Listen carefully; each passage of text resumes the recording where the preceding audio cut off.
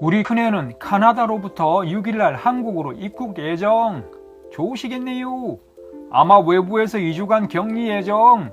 그게 좀 힘들긴 하겠네요. 그래도 한국은 최고 모범사례예요. 몬트리올 공항은 지금도 방역이란 게 없습니다. 캐나다 생활이 너무 힘든가 봐. 기존의 한국 이민자들이 신입 이민자들에게 너무 가혹하게 대한다고 하네.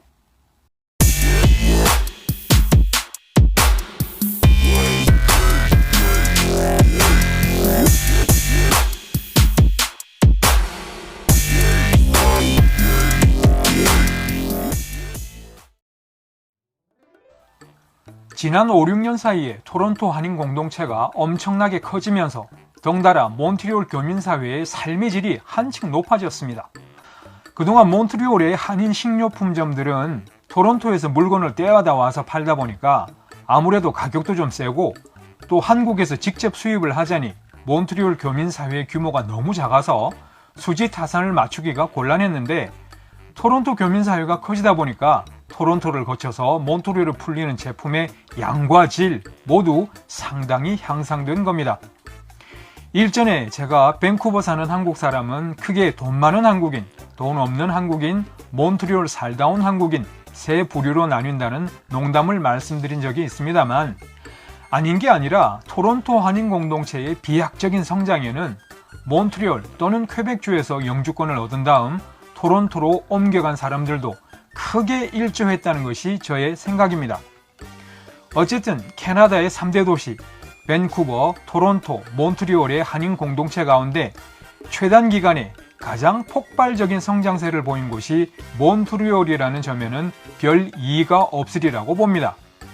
그러나 산업이든 단체든 조직이든 너무 급격하게 덩치가 커지다 보면 부작용이 있기 마련입니다. 근래 들어 몬트리올 한인 공동체의 대표적인 익명 게시판에는 영주권자와 시민권자, 그러니까 선배 이민자들에게 후배 이민자들을 함부로 대하지 말라는 글들이 종종 오릅니다. 영주권자, 시민권자님들 보아하니 PQ 정책 변경으로 며칠간 폭풍이 몰아치고 있네요. 그간의 과정이 어떠했건 비방하고 조롱하지 맙시다. 한인들끼리 왜들 그럽니까? 먼저 와서 영주권 받았다고 더 잘난 것 같나요? 직업도 없이 애들 베네핏으로 연명하는 사람들이 90%는 되는 거 다 아는데요.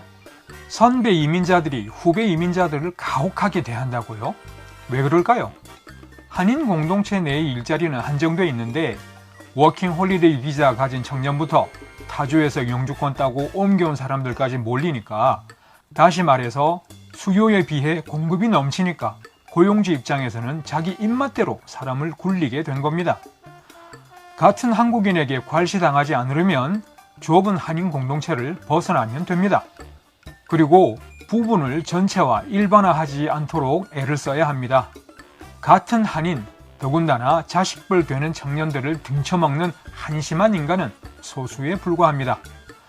우리 인간에게는 누구나 남한테서 받은 친절과 호의는 당연한 것으로 여기고 자기가 당한 불의와 부당은 세상 천지에 있을 수 없는 지독한 일로 과장하면서 자기에게 잘못한 일을 철천지 원수로 여기면서 이를 드글드글 가는 참으로 안타까운 경향이 있습니다. 더더군다나 유감스러운 것은 두어 사람한테 기분 나쁜 일을 당하면 그 두어 사람에 속한 집단 전체를 싸잡아 매도하는 인간의 본능적이고도 비극적인 경향입니다.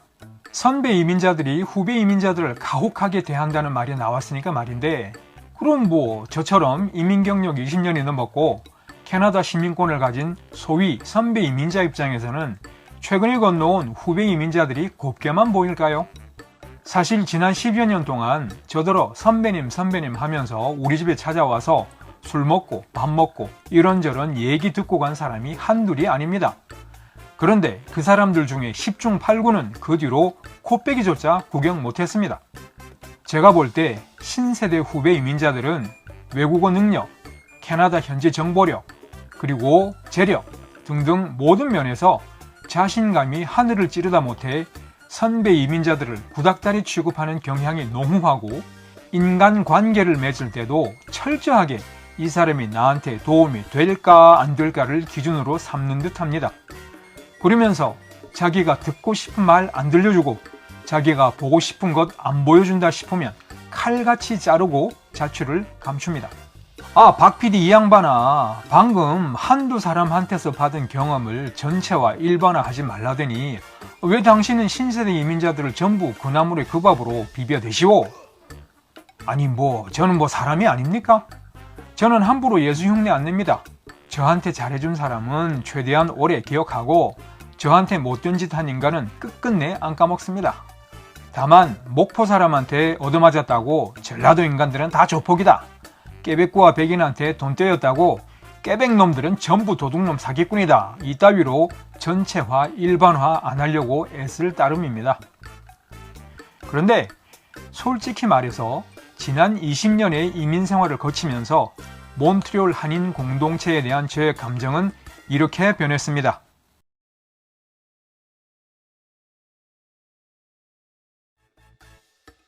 퀘벡주의 이민 문호가 비불호권 출신자에게는 갈수록 좁아지고 코로나 바이러스까지 창궐하는 이 마당에도 캐나다, 퀘벡주에 대한 환상과 근거 없는 희망의 미끼를 던지는 업자들을 보노라면 절로 욕짓거리를 하게 됩니다. 그래서 저는 6년 전부터 몬트리올 한인 공동체와는 99.9% 단절하고 삽니다. 집 근처에 대형 중국 식품점이 있어서 한국 식품점 갈 일조차 1년에 두어 번 될까 말까 합니다.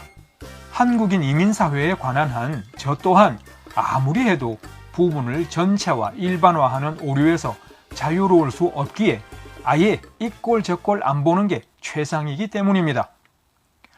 그렇다고 제가 오로지 나만 좋으면 그만 남이 어찌되든 상관없다는 철저한 이기주의자였던 건 아닙니다.